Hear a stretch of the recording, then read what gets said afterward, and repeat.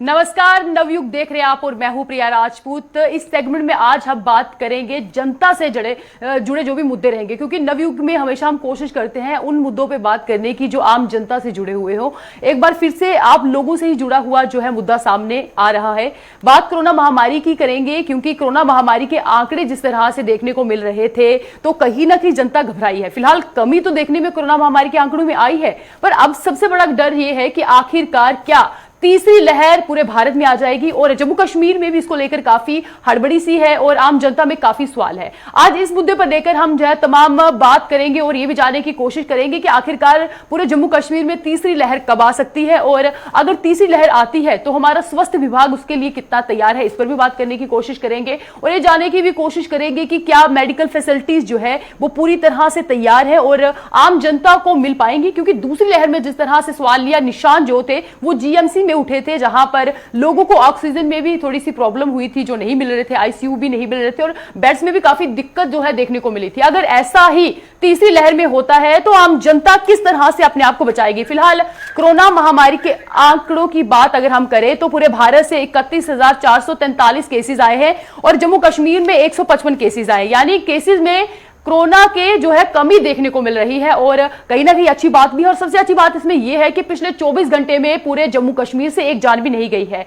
एक समय ऐसा था कि जम्मू कश्मीर से लगातार कोरोना महामारी से इतनी जाने जा रही थी कि आम जनता में डर था।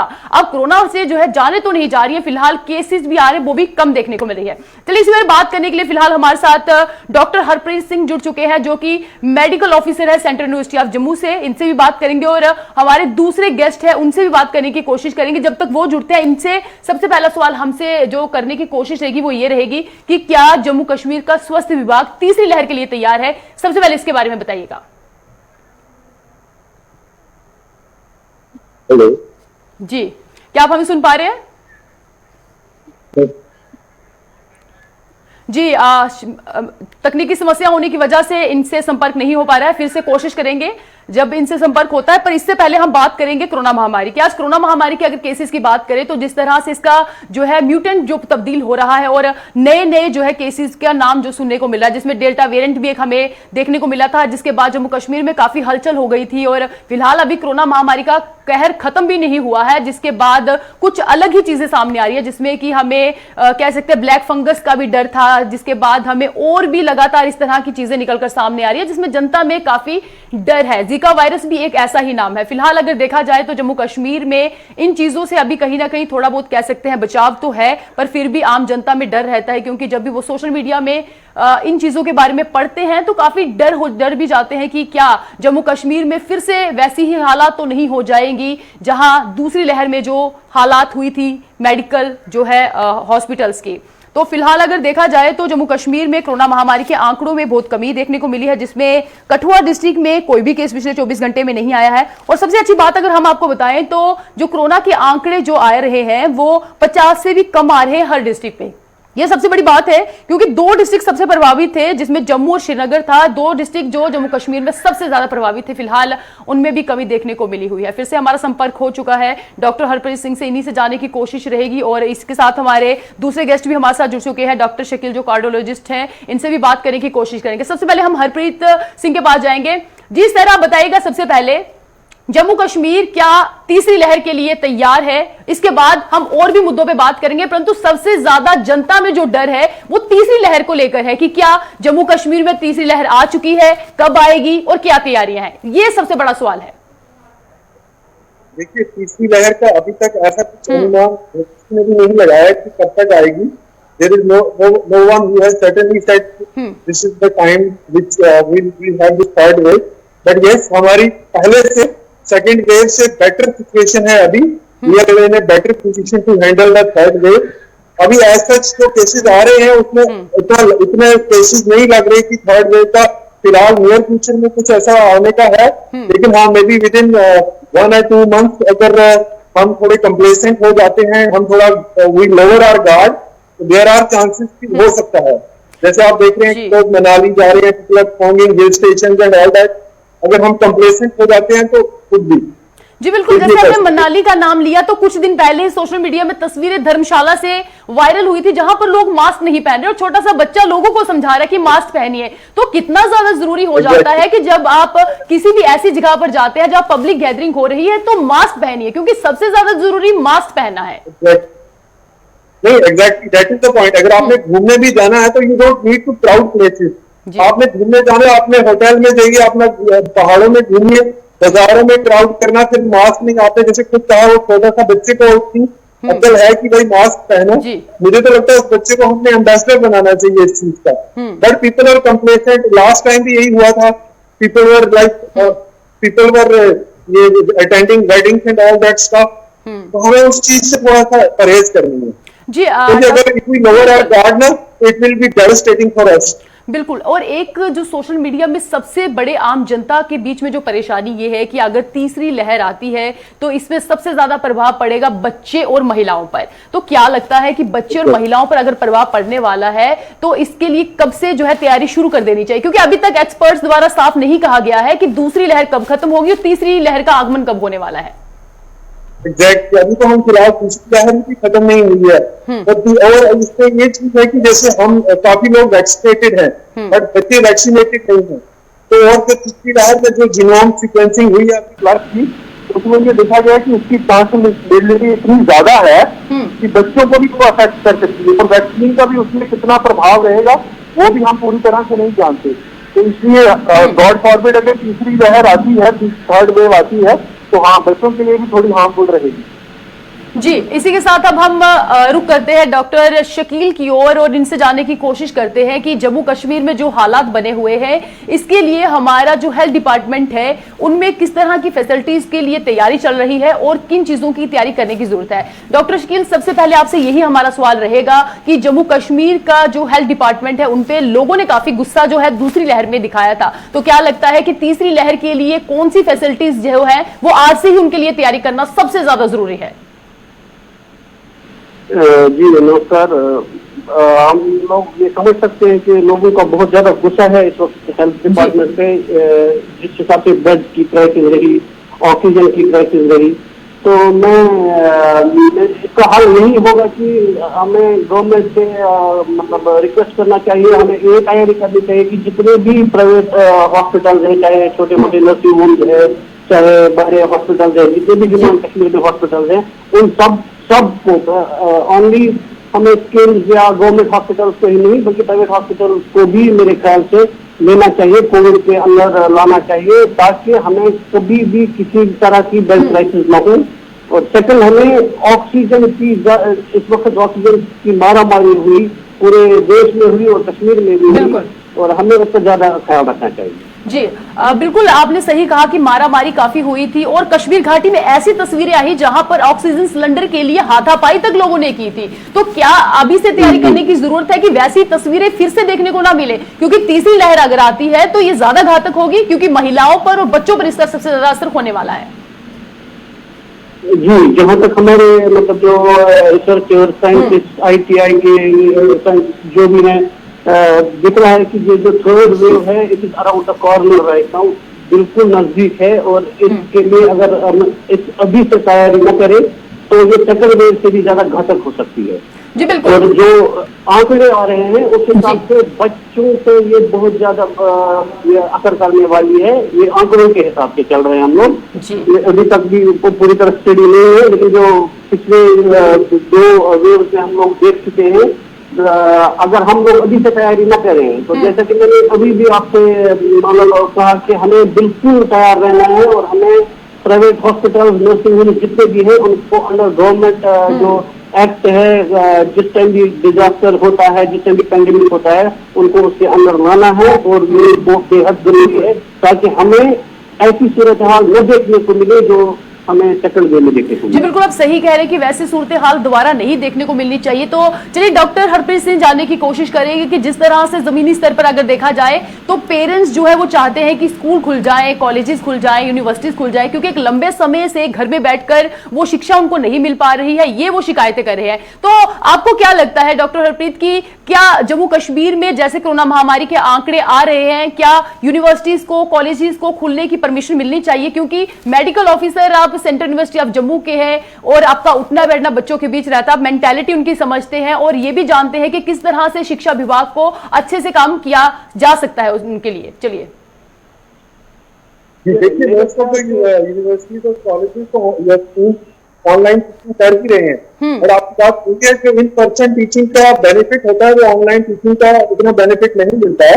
In person teaching is better than online, but फिर कुछ जैसे स्कूल्स को रहने दें, यूनिवर्सिटी को एक स्टैगर्ड वे में खोल सकते हैं, बट आई वुड रेकमेंड कि स्कूल्स को अभी फिलहाल बंद ही रखें तो अच्छा रहेगा।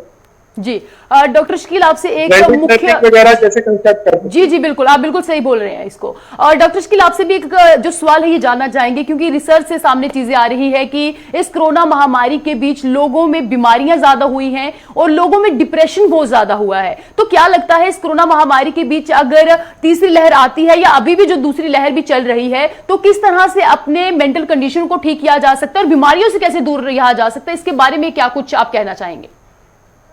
जी, जब ये इस वक्त क्योंकि 2 साल से लोग घरों में ऑलमोस्ट बंद पड़े हैं, ये तो जाहिर है कि मेंटल कंडीशन इस वक्त लोगों की ठीक नहीं है। ऊपर से जो काम करने वाले लोग थे, मजदूर पेशा लोग थे, जो दिन भर कमा के फैमिली को खिलाते थे, वो भी घरों में बैठे हुए थे, उनको भी काम नहीं मिल पा रहा था। उसके अलावा जो पोस्ट कोविड पेशेंट थे, उनमें अभी हम लोग ज्यादातर एडमिशन जो हॉस्पिटल में हो रहे हैं वो कोविड के पेशेंट नहीं हो रहे हैं, पोस्ट कोविड कॉम्प्लिकेशन लेके हो रहे हैं, जिनमें सबसे पहले जो मेजर कॉम्प्लिकेशन हो रही है वो हो रही है मेंटल स्टेटस। पेशेंट्स को मतलब एंटीसाइकोटिक ड्रग्स पे लॉन्ग टर्म के लिए रखा जा रहा है। ये एक पोस्ट कोविड कॉम्प्लिकेशन भी है, और ऊपर से जो घरों में बंद पड़े हैं लोग, काम नहीं मिल रहा है, इस वक्त इससे इकोनॉमी पे भी असर पड़ा है। उस वजह से भी लोगों में काफी तनाव की सूरत हाल पैदा होकर उनके मेंटल स्टेटस खराब हो चुके हैं, मेंटल स्टेटस पे असर पड़ चुका है।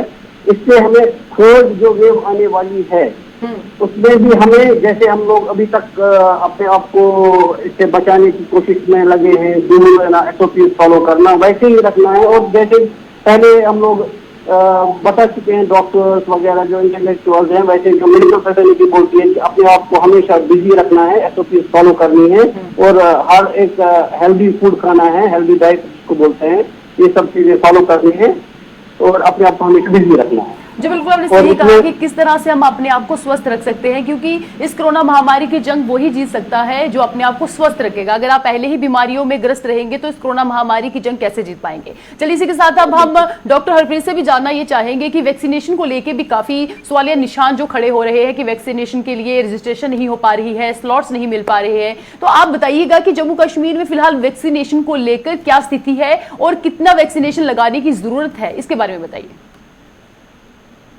अगर आप कंपेयर करते हैं बाकी स्टेट्स से, तो जम्मू कश्मीर की हालत बहुत बेटर है वैक्सीनेशन में। We have vaccinated lot of people, लेकिन lot of more needs to be done. Yes, vaccination का इनिशियली थोड़ा था, स्लॉट्स का प्रॉब्लम आ रहा था, बट अभी थोड़ी सिचुएशन बेटर है। जैसे मैं अपनी यूनिवर्सिटी का बता सकता हूँ, तो हमारी यूनिवर्सिटी में 95% of the employees are vaccinated, तो थोड़ी सिचुएशन बेटर है। But I would request everyone to get vaccinated as soon as possible, क्योंकि वैक्सीन ही हमारा सोल्यूशन है, इसका और कोई सोल्यूशन नहीं है। वैक्सीन और SOP प्रोटोकॉल जो फॉलो कर रहे हैं। जी, और आपने जिस तरह से SPOs का कहा, तो SOPs तो सबको पता है कि उनका फॉलो करना है और मास्क पहनना है, सैनिटाइजर लगाना है और घर से बाहर जाते वक्त जो भी एहतियात बरतने हैं वो बरतने चाहिए। और लोगों को पिछले 2 साल से सुन के वो आदी भी हो चुके हैं, और मुझे लगता है कि लोगों को पूरी इंफॉर्मेशन है कि किस तरह से हम कोरोना महामारी से बच सकते हैं। फिर भी आखिर क्या ऐसे कारण हो जाते हैं कि लोग उन निर्देशों का पालन नहीं करते हैं जो कि सरकार द्वारा जारी किए जाते हैं? देखिए, इसे मेडिकल टर्म में एक फटीग कह सकते हैं कि आप जब ज्यादा देर तक आप मास्क पहने या कोई भी चीज ज्यादा देर तक करें ना, तो आप थक जाते हैं या उकला जाते हैं उससे। तो लोगों को भी वही है कि 1.5-2 साल से ये मास्क पहन रहे हैं, तो थोड़ा हो जाता है फटीग, मेंटल फटीग आ जाता है। बट हमें थोड़ा सा इसमें, देखिए, मास्क पहनना इतना कोई प्रॉब्लमेटिक नहीं है, हमारे अपने बच्चों के लिए, हमारी अपनी सुरक्षा के लिए है। हमें बस 5-6 महीने या 1 साल तक अगर हम इसको कर सकते हैं कंटिन्यू, तो मुझे लगता है 1 साल में सिचुएशन काफी बेटर हो जाएगी। बिल्कुल डॉक्टर मास्क पहनने की बात जी बिल्कुल डॉक्टर शकील, आपसे ये जानना चाहेंगे क्योंकि जब भी गुलिस्तान की ओर से कोशिश रहती है कि लोगों से बात किया जाए, परंतु अभी भी कुछ ऐसे लोग हैं जो इस कोरोना महामारी को सिर्फ एक ड्रामा समझते हैं। क्योंकि जब भी बात की जाती है कुछ ऐसे शरारती तत्व जरूर होते हैं जिनको लगता है कि कोरोना महामारी है ही नहीं और ऐसे कुछ चीज थी ही नहीं। तो उन लोगों के बारे में आप क्या कहना चाहेंगे कि इतना कुछ होने के बाद भी इतनी जाने अभी तक फिलहाल पूरे जम्मू कश्मीर से पूरे भारत से गई है, तो ऐसे लोगों को किस तरह से ठीक किया जा सकता है? क्योंकि वो लोग सिर्फ अपने लिए ही खतरनाक नहीं है बल्कि सोसाइटी के लिए खतरनाक है, क्योंकि ना वो कोरोना महामारी पे यकीन करते हैं और ना ही दिए गए निर्देशों का पालन करते हैं। जी, ये बिल्कुल एक अच्छा क्वेश्चन किया आपने। जैसा कि पूरी 2 वेव में हम लोग रिक्वेस्ट कर चुके हैं, लेकिन कुछ लोग ऐसे भी हैं कि जो इसको ड्रामा मानते हैं। उन लोगों के लिए कि जो पिछले 2 सालों से बोलते हैं कि ड्रामा है, लेकिन जानता वही है जिससे बीत रही है। हमें लोगों को, फैमिलीज को तबाह होते हुए देखा। इसमें मैंने अपने सामने पूरी की पूरी फैमिलीज को तबाह होते हुए देखा इस कोरोना की वजह से। और जो बहुत सारे मेरे अपने जान पहचान वाले जो बोलते थे ड्रामा है, बाद में सेकंड वेव में वही लोग 2-3 उसमें से अनजान हो गए और 2-4 उसमें से मुझे भी पर्सनली फोन किए कि हमें कोविड हो गया, हमें थोड़ा क्या किया जाए। तो मुझे तो लगता है कि एक तो काउंसलिंग, दूसरा जो अपने मोहल्ला वाइज कमेटी के लिए भी मैंने रिक्वेस्ट की थी बहुत पहले कि वो घर घर जाके ये अपना इसके मतलब सोशल डिस्टेंसिंग मेंटेन करके लोगों को समझाएं, लोगों को मतलब जिसको हिंदी में हम ज्ञान बांटा बोलते हैं कि आप ज्ञान दे दीजिए इसके बारे में कि ये ड्रामा नहीं है, ये कैसी सिचुएशन है। आप सही बोल रहे हैं कि लोगों को समझाना यहाँ पर जरूरी है, पर ऐसी तस्वीरें कश्मीर घाटी से भी देखने को मिली थी जब स्वास्थ्य विभाग के कर्मचारी वैक्सीनेशन करवाने के लिए लोगों के घरों में गए थे और वहां पर पत्थर बरसाए गए थे। तो इस तरह के लोगों की जो मेंटेलिटी है ना, वैक्सीनेशन पर वो यकीन करते हैं, ना ही सरकार के निर्देशों का पालन करते हैं। तो सरकार को ऐसे कौन से कदम उठाने चाहिए जो इस तरह के लोग हैं ताकि उन पर कार्रवाई की जा सके? क्योंकि वैक्सीनेशन लगाते वक्त उन पर पत्थरबाजी भी गई थी और गाली गलोच भी, तस्वीरें सोशल मीडिया में काफी वायरल हुई थी। जी, मैंने भी देखा। मैंने खुद कुछ दिन पहले कश्मीर में था। मैंने ऐसे भी खुद अपने सामने ऐसे भी केसेस देखे जो वैक्सीन नहीं करते थे जबकि वैक्सीन का सर्टिफिकेट उनको मिल जाता था। उसमें भी मैंने आवाज उठाई थी, बदकिस्मती से किसी ने सुना नहीं। बट मैं ये उनके खिलाफ सख्त से सख्त कार्रवाई करनी चाहिए प्रशासन को, ताकि वो कम्युनिटी के लिए, अपनी फैमिली के लिए और अपने दूसरे जो उनके अराउंड इर्द गिर्द रहते हैं उनके लिए खतरा ना बने।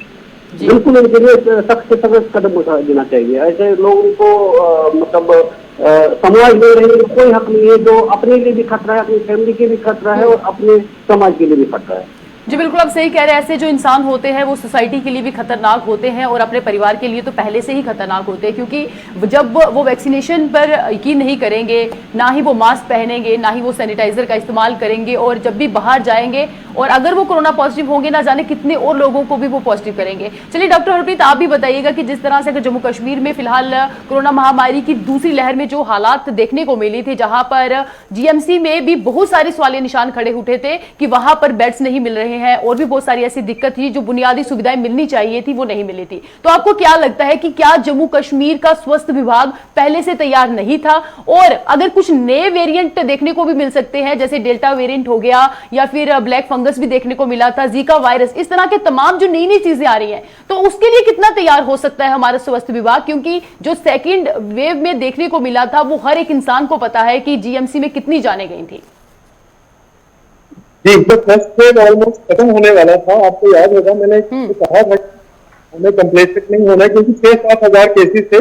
बट उसके लोगों ने हंसा भी था कि नहीं, ये कैसे कह रहे हैं, कोरोना तो खत्म हो गया, अब तो कोरोना आ ही नहीं सकता। तो फिर मार्च अप्रैल में केसेस आना शुरू हुए। तो यस, गवर्नमेंट भी प्रिपेयर नहीं था। गवर्नमेंट भी प्रिपेयर नहीं थी, हेल्थ डिपार्टमेंट भी प्रिपेयर नहीं था, इनफैक्ट कोई भी प्रिपेयर नहीं था।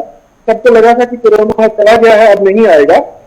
बट हमने आपको इसके पीछे की सबसे बड़ी कमी क्या लगती है कि किस मतलब सबसे ज्यादा कमी कहां पर लगती है? कि क्या सरकार को पहले से ही जम्मू कश्मीर में स्वास्थ्य विभाग को मजबूत करना चाहिए था या लोगों को अवेयर करना चाहिए था? कहां कमी लगती है कि दूसरी लहर में जो जितनी जाने गई थी उनके पीछे आपको जिम्मेदार कौन लगता है?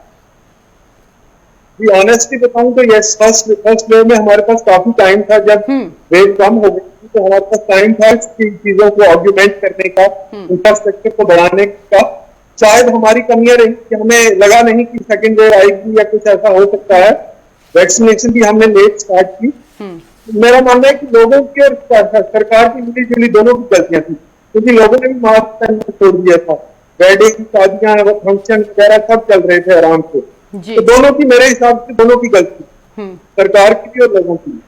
जी बिल्कुल, आपने कहा कि सरकार की और लोगों की गलती थी, तो क्या आप लोगों को बताना चाहेंगे और बोलना चाहेंगे लोगों को कि तीसरी लहर में अपने आप पर किस तरह से काबू रखिए? क्योंकि लोगों का अपनी डिजायर में काबू नहीं होता है। जब घर में बैठना पड़ता है तो लोगों को लगता है कि हमें कहीं ट्रेवल के लिए जाना चाहिए, कभी रिश्तेदारों के घर चले जाएं, कभी सड़कों पर चले जाएं। तो किस तरह से अपनी डिजायर को काबू करें और अगर तीसरी लहर आती है तो अपने आप को बचाएं, क्योंकि सबसे ज्यादा जरूरी है बचाना। अगर आप बचेंगे तभी आप जिंदगी जो है दोबारा जी पाएंगे। एग्जैक्टली, मेरी यही लोगों से रिक्वेस्ट है कि जान है तो जहान है। आप देख लीजिए सेकेंड वेव में कितना लॉस हुआ। कुछ नहीं तो कोई 800 डॉक्टर्स की डेथ हो गई, कितनी फैमिली उजड़ गई, घरों के घर, एक एक फैमिली के पूरे सारे के सारे फैमिली ही खत्म हो गई। तो मेरी लोगों से रिक्वेस्ट है कि अपनी, आपकी जिंदगी भी और आपकी फैमिली वालों की जिंदगी भी, आपके पड़ोसियों की जिंदगी भी, सबकी जिंदगी आपके हाथ में है। हम एक दूसरे के साथ बंधे हैं। अगर मैं इन्फेक्ट हूं तो मैं 10 आदमी को इन्फेक्ट कर सकता हूँ। इसलिए हमें एक दूसरे का सोच के चलना है। आपको अगर घूमने जाना है थोड़ा वेट कर लीजिए, दुनिया खत्म नहीं हो रही। मनाली भी वहीं रहेगा, मसूरी भी वहीं रहेगा, कहीं दुनिया खत्म नहीं हो रही। बस थोड़ा सा वेट कर लीजिए। एक बार अगर ये चीजें सेटल हो जाए तो हमारे पास पूरी जिंदगी पड़ी है घूमने के लिए। जी बिल्कुल, आपने सही कहा कि अपनी आपको बचाना जरूरी है और पूरी जिंदगी बची है घूमने के लिए। तो डॉक्टर शकील, एक ऐसा तबका जिसके बारे में बात करने की सबसे ज्यादा जरूरत है, क्योंकि दूसरी लहर में भी उन लोगों में भी काफी रोष था सरकार के खिलाफ और अभी भी उनमें रोष है। वो है डेली वेजर्स, जो लगातार सरकार से मांग कर रहे हैं कि लॉकडाउन जो दूसरे लहर में लगा था तो बहुत ज्यादा उन लोगों को खाने पीने की दिक्कत हुई थी, लोगों के पास रोजगार नहीं था। अगर तीसरी लहर भी आती है तो अगर लॉकडाउन लगाना पड़ा तो वो लोग कैसे बच पाएंगे, वो तबका अपने आप को कैसे सर्वाइव कर पाएगा? इसके बारे में क्या सरकार को जो है कड़े संज्ञान लेने की जरूरत है? डॉक्टर शकील, आप बताइए। सबसे पहले मैंने पहले भी सेकंड वेव में भी हम लोगों पे ये तो हर एक पे सवाल या निशान है कि जो लोगों के पास खाने पीने का कुछ नहीं है, जो लोग घरों में बैठे हैं, जो कमाते थे, अब उनका क्या होगा? उसके लिए मैंने सरकार से तो रिक्वेस्ट सबने की थी कि उनको राशन पहुंचा दिया जाए घरों में, चाहे वीकली पहुंचा, चाहे डेली, जैसे भी सुविधा हो।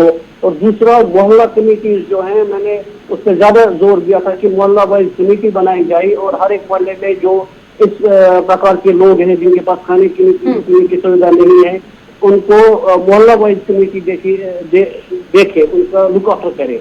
जी बहुत बहुत शुक्रिया आप दोनों हमारे साथ जुड़ने के लिए। आज के गेस्ट हमारे साथ डॉक्टर शकील और डॉक्टर हरप्रीत सिंह थे, जिन्होंने कोरोना महामारी के बारे में बताया कि तीसरी लहर कब तक आ सकती है और सरकार को कौन से कदम है जो पहले से उठाना जरूरी है। क्योंकि अगर तीसरी लहर आती है तो सबसे ज्यादा जो तबका प्रभावित होता है वो डेली वेजर्स का है, क्योंकि खाने के लिए भी उन लोगों को दिक्कत जो है उनका सामना करना पड़ता है। अब ये देखने वाली बात होगी अगर तीसरी लहर आती है तो सरकार की ओर से कौन से कड़े संज्ञान लिए जाते हैं। चलिए आज के सेगमेंट में बस इतना ही। कल फिर से लौटेंगे नवयुग के किसी खास जो है पेशकश के साथ। नमस्कार।